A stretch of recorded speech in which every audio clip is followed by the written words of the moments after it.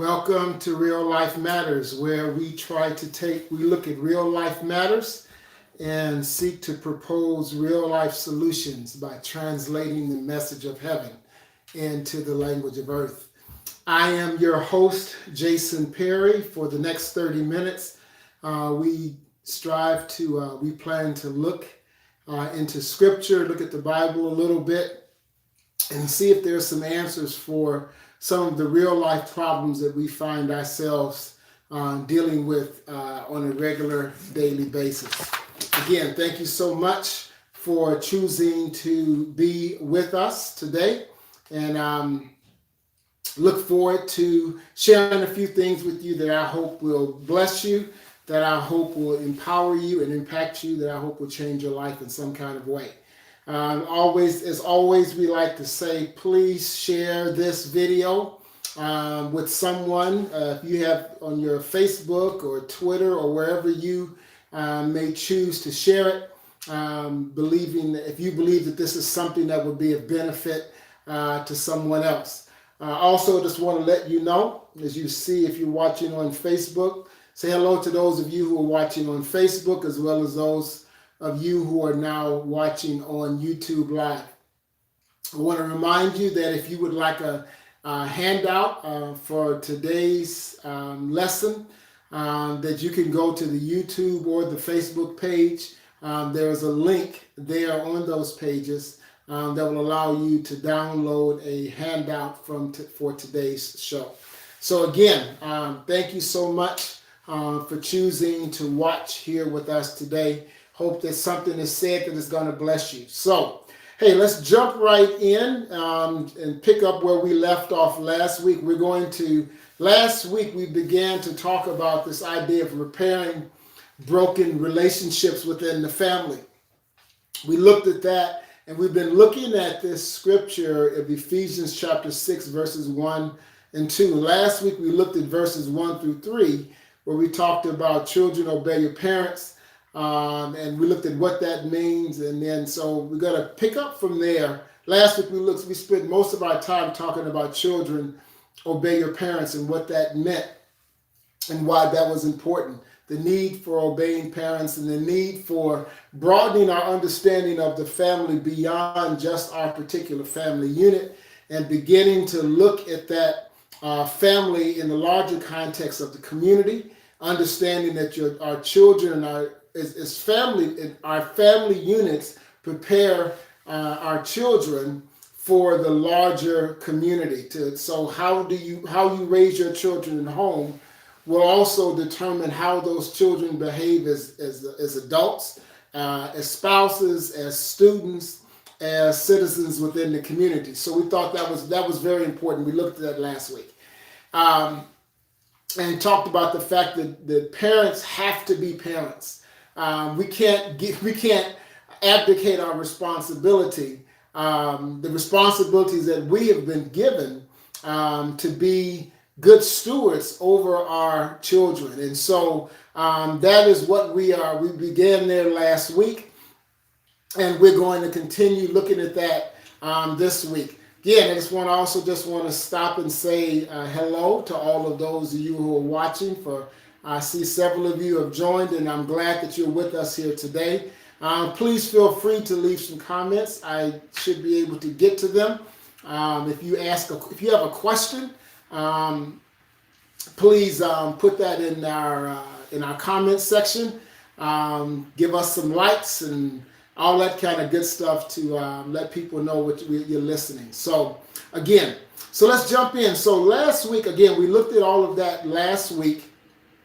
And so this week, we're going to continue there, and we're going to take up the next section of that verse when it says, children obey your parents, but it says, honor your father and your mother, for this is the first commandment of promise. If you honor your father and your mother, things will go well with you, and you will have a long life on earth. And it's interesting because that's the only commandment that gives a promise with it. So that says something very significant.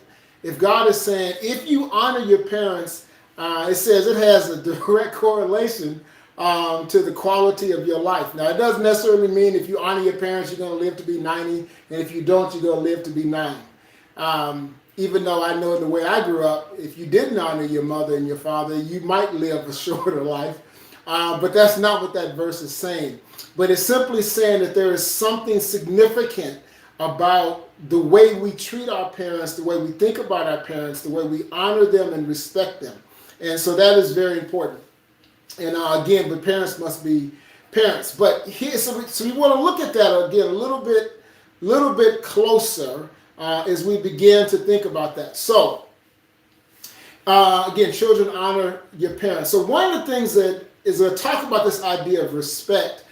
One of the things that I have learned is that when I talk about respect, when other people talk about it, we may not be talking about the same thing. That's especially true in the work that I do with teenagers and young people. I've found that very often when I'm talking about respect and what they're talking about respect, we're having a miscommunication. We're kind of missing each other. Or in the Cool Hand Luke vernacular, what we have here is a failure to communicate.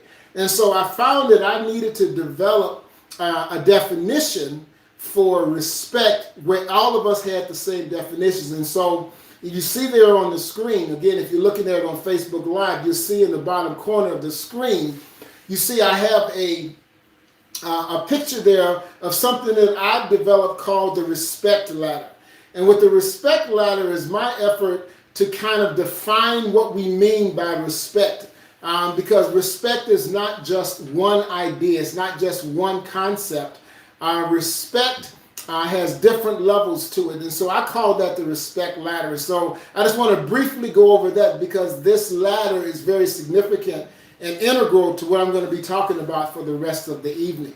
So as I look at this idea of respect, I say there are 4 different levels of respect. The first level of respect is primary respect. And primary respect is that respect that you get simply because you are. Simply because you are alive. It's the respect that comes from being a human being.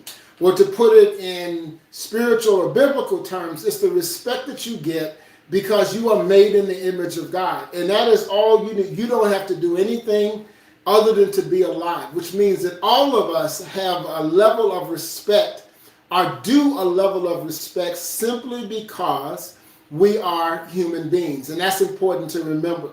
The next level of respect is what we call positional, or what I call positional respect. And positional respect is the respect you get because of where you are. In other words, the role you play, the position that you're in. So there are certain positions that get respect regardless of the person that's in them. You salute the suit, as they say in the military. The next level of respect is performance respect, and that's the respect that you get because of what you do, because of your skill level, because of your capacity to perform a deed well.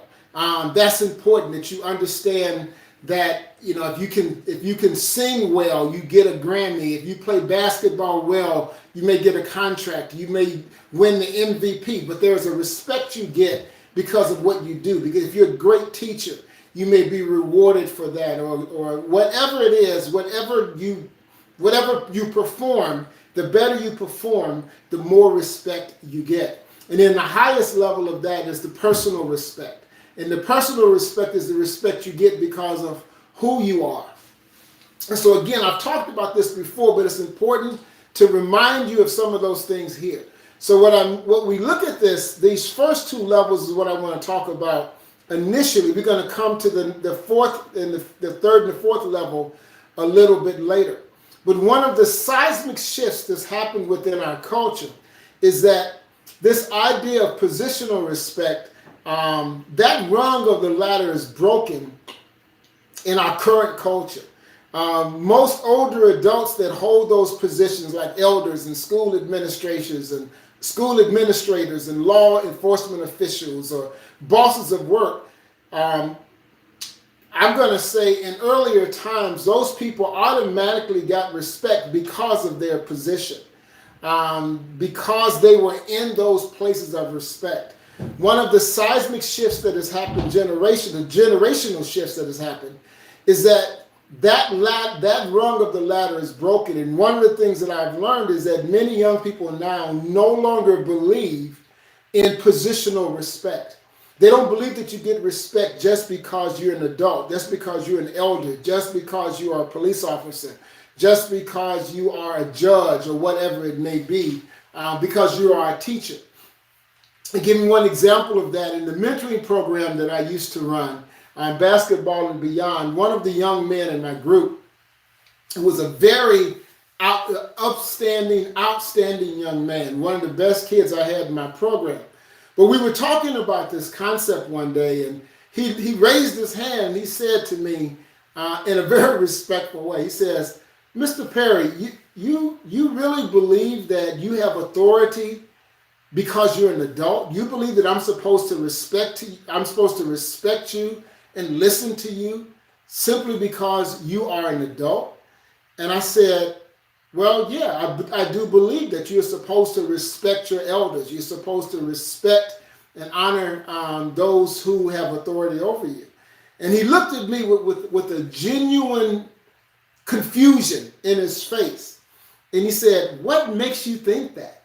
Where did you get this idea from that I'm supposed to respect an adult just simply because they're adult?"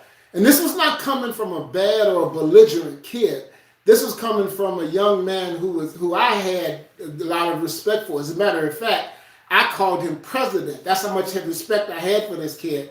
But yet he did not see that as something that was supposed to be reciprocated.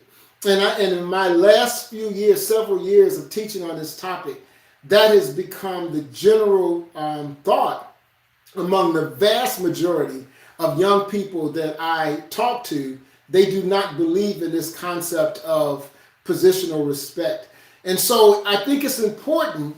So when we look at what's happening within our families, and we look at the breakdown, I believe that a lot of it starts with this idea that we no longer respect adults, authorities, parents, and things like that. They're just somebody else who has to earn it. And one of the things I want to say, again, looking at this ladder, is that you don't earn those first two levels. Those two should be given, because when we don't start off with respect for people's basic humanity, when we don't start off with a certain level of respect for positions, then our entire culture goes into chaos, because there is no foundation for what we need for how we understand how we get along and who enforces that, who brings order to the life that we're living and to the communities that we live in. And so this is very important that we understand that, but also it's very important that we communicate that. It's not just a matter of obeying. Obeying is one thing. Respecting and honoring goes to even higher level than simply obeying. And so that is one of the things that I just want to communicate. If we are going to repair our broken families, we have to restore that broken ladder that broken rung on the ladder of recognizing that we must respect. Children must respect, honor, and obey the authority figures, the adults figures, the parental figures in their lives. That's one of the ways we start repairing this broken relationship. So the next thing that I want to mention to you here is again, looking at this idea of respect, that goes both ways. And so if you remember in Ephesians chapter 5, verse 21, it says, submit to one another out of reverence for Christ. So it was this whole idea of mutual submission. And we talked about with the husband and the wife submit to each other. There's a mutual submission. I think that there is also a level of that within the parent-child relationship. You said, wait a minute, I'm not going to submit to my children. I'm talking about this idea of mutual respect and recognizing the value that each person brings. Children must respect a parent's right to lead them, a parent's right to speak into them, a parent's right to discipline them, a parent's right to give them advice and to direct their lives. But on the other hand, parents must also respect their children. They must also respect the fact that their children have minds and they have ideas, they have a purpose, they have a life, they have the capacity to think and to create and to decide and to make those kind of decisions. All of those things are very important in and of themselves. And so I think sometimes parents forget that. So I just want to refresh your mind real quickly to something, to the verse that we're going to be looking at here. And again, it's in Ephesians 6:4, and we've already talked about that, but this is what I'm going to spend most of the rest of my time talking about here today. And it says, "Fathers, do not provoke your children to anger, but bring them up in the discipline and instruction that comes from the Lord." There's a lot in that passage, and I want to take a look at that verse, and we're going to talk about what that means. We're going to talk about what that means, okay? Excuse me. I want to stop here. There's a question here from Hillary Gravengood, who says, positional respect is lost. Why the change? I think that part of that change comes from, and again, I don't want to sound like an old fuddy-duddy, but I think it comes from a couple of places. One of them has to do with the way parents parent. And that's what I'm about to get to. But I'll just stop here and I want to answer the question. I believe one of the things that has happened with parents have stopped being parental sometimes. And sometimes parents want to be friends rather than being parents. And as a result, they don't always demand or command respect within the home. As a result of that, because remember what I said, we have to understand the family unit in the context of the larger community. So if we don't teach our children to be respectful at home, what makes us think they're going to be respectful in the community, within the school, within their jobs? So it starts with the parents in terms of how parents raise children. I think another culprit has to do with social media. And that's what I mean by, I'm not trying to be a fuddy-duddy. Obviously, I believe in social media. I use social media. I'm on social media right now. So I am not saying something negative about the existence of social media. But this is a reality that what social media has done, it has collapsed that social ladder to a certain degree. So this is what I mean by that. If you're on, when most of us are communicating via social media, and so what happens is that on there, if you respond to a comment and you see J. Perry 721, you don't know whether J. Perry is Jason Perry or Jane Perry. You don't know whether J. Perry 721 is the birthday, whether it's the address, whether it's a random number. You know nothing. The only thing you know, you're responding to a name, okay? The problem is that, and in that responding, you feel like you have the right to say whatever you want to say, unfiltered. You have the right to comment. You have the right to engage in dialogue, and it's completely unfiltered. Regardless, you can say whatever you want to say, and nobody can stop you from saying whatever you want to say. Well, that works to a certain degree in social media. It doesn't work well in social media, to be honest with you, but it works to a certain degree because that's the way social media works. Everybody has a right to their opinion. Everybody feels like they have a right to share their opinion at any time, and everybody shares it immediately and with the expectation of a response. Well, if that's the way we communicate on social media, how well does that work within a job setting? How well does that work within a school setting? How well does that work even within a personal relationship? It doesn't work very well because in real life, outside of social media, there are norms, there are social constructs that are important that we understand if we're going to work together well. And sometimes we miss that. And I think that those things have a huge impact on our ability to respect positions and to respect authority because I can speak to you any old kind of way without any consequence. That's what happens on social media. Why can't it happen within a classroom? Why can't it happen on a job? Why can't it happen anywhere else? So that's my response to your question, Hillary, as to why the change. So if I go back here again, looking at this verse in terms of so fathers, respect your children. So let's look at that. Fathers, do not provoke your children to wrath. So let's look at that and go to it. Let's start to break this down a little bit. So the first thing we see here, it says fathers, okay? Now, moms, you're not off the hook. This isn't just something that's purely for fathers. The word there that's used for fathers, don't provoke your children to wrath, can be translated to mean or to refer to both the male and the female parent. So moms, this is for you as well, because dads are not the only ones who provoke their children. So that's the first thing I want to say about it. Let's look at the next phrase. Don't provoke your children to anger. So what does that mean? What in the world does that mean? We should not provoke our children to anger. One of the things that I want to share with you a little bit here is I looked at this and did some research on it. I came across this website, housetohouse.com, and Roger Campbell listed about, I think it was about 10 things, no, I'm sorry, it's about 7 things, I think it is, that says that what this does not mean. And that's as important that we get this.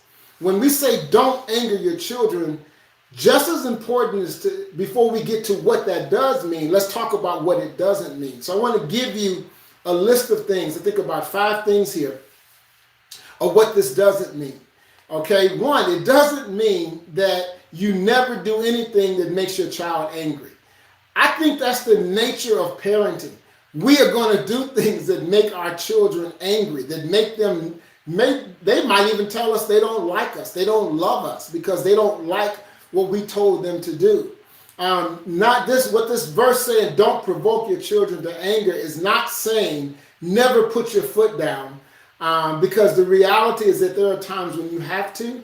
There are times when what you demand, what you expect will go against what your children expect and what they want. And so you just simply, they got to deal with it. And so you can't be afraid, again, to put your foot down. Don't worry about making your kids angry. They'll get over it, okay? Next thing it means is never, it doesn't mean never correct your children. Jesus said, as many as I love, I rebuke and I chasten. Says that in Revelations. Properly administered discipline is not provoking of children. You have to discipline. You have to put them in, help them understand that there are boundaries in which they must live. There are rules they must follow because that is the nature of living. All of us have rules that we have to follow, whether it's speed limits, whether it's rules at work, rules at school. We all have rules. And so it doesn't mean never correct them. It doesn't mean never tell your children that something is off limits or wrong. There are things, we have to put restrictions. We have to tell our children that there's sometimes, I'm sorry, you can't do that. They might not like it, but that doesn't matter. You're the parent. You have been given responsibility to prepare them for the world, which means that there are some things that are off limits. Another thing that this means, let's get it up here, is that it doesn't mean that you never force your children to do something that they don't want to do. I used to joke and say I had a drug problem when I was a little boy. My mother drugged me to church on Sunday. She drugged me to Sunday school. She drugged me to morning service. She drugged me to afternoon programs. My mother drugged me all over the place. And there were times when I did not want to go. But you know what? That was a good thing for me to do that, to go. That doesn't mean I always want to do it. And there are some times when, as a parent, you will have to make your children do things that they don't want to do. That's life. That's just simply the way it is. So not provoking them to anger does not mean that you don't force them sometimes to do something they don't want to do. Kids don't like to eat vegetables. That doesn't mean they shouldn't eat them.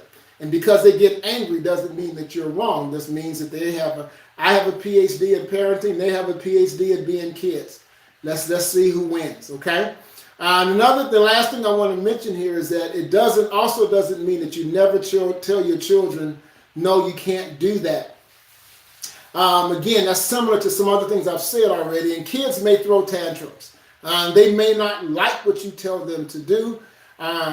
I think about, again, my children growing up. I mentioned this last week. We'd be in a store, and we would see other children throwing tantrums because they couldn't get their way. And I would just let them know. I would say, look at that child. You have one time to do that. We don't throw tantrums because we don't get our way. And that is something, just because you don't give in because a kid throws a tantrum. You don't give in because a child pouts, because a child says, I don't like you, because a child says, I hate you. You can't give in, especially if what they're trying to do is wrong. So it's important that we understand what it doesn't mean. But this is what it means when it says, do not provoke your children to anger.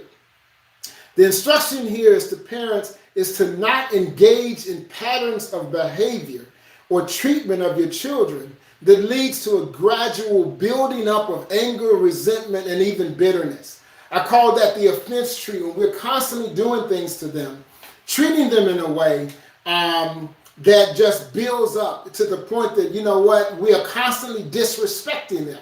If we are constantly disrespecting them, after a while, those little things accumulate and to become to something very large and significant. That is what that is what the scripture means by provoking our children to anger. It's a pattern. It's not just simply an action here or there, but it is a pattern of disrespect. Now, that leads me to the next thing that we want to look at. It says, do not provoke them to anger by the way you treat them. So, yeah, there's this instruction for children to obey their parents. That's a command. But it's also important that parents not use this command as a stick, quote unquote, to beat their children into submission. Now, let's go back to the respect ladder for a minute. Notice that I said at the top of that ladder, you have the primary respect and positional respect. But then you also notice that, and I said that those two are given. Then there are two other levels of respect. There is performance respect and personal respect. Those two levels of respect must be earned. They must be earned. And so you don't get to, those are just not given to you. Those must be earned. And so we must earn the respect of our children by being good parents. And that level of respect in terms of performance. You know, I may tell a child to honor your father and mother, and you respect them on one level. But to tell a child who is being beaten or who is being abused by a parent, you must respect their performance or their character, that's not even realistic, and it's not fair to that child to expect them to like that. So I may honor you or respect you in terms of your position as a parent, but that may affect our relationship if you are not being a good parent. I respect the position. I may not respect you personally. And again, I may not respect you personally because of the way you have treated me over a period of time, and you have built up this resume of disrespect. There's a lot involved in that I don't have time to go into right now. You want to talk to me about that, feel free to text me or hit me up in the comments, and we can talk about that some more later. Again, I also want to remind you of something I said last week. A lot of what I'm teaching comes out of my book, Disrespecting the Family. And again, I gave you some excerpts from that last week. So that's where a lot of this is coming from. I'm running out of time here, so I want to get through a couple of more things before I'm going to have to close. And again, I may just come back to this next week because I don't want to just necessarily rush through this. But let's go to a couple of other things here. So what does this look like for parents? What are some examples of anger-provoking parental behavior. So here, let me just run through these things real quick. If you get the handout, as I mentioned before, the handout is on, the companion notes is on the Facebook page and on the YouTube page, where I explain these things a little bit more. But here are some ways that parents can provoke their children to anger. Overprotection. This is a failure to give children room to grow and, yes, make mistakes. Children need to learn how to make mistakes so that they know that mistakes, failure is not fatal, failure is not final. Losing does not make them a loser. And when we overprotect them, we hurt our children. I think back on years ago when I was in youth ministry, a young lady whose life was turned upside down because her father was so overprotective. She went off to college and she was afraid. She says, I have never even had a conversation or a phone call from a boy, and I don't know how to live I don't know how to deal with this. And I don't know how to deal with guys with the opposite, young men of the opposite sex. And she went off to college, and it turned her life upside down because she got down there and she was taken advantage of by some guys because she just did not know how to live in relationship. Her overprotection, she didn't know how to live in relationship with young men.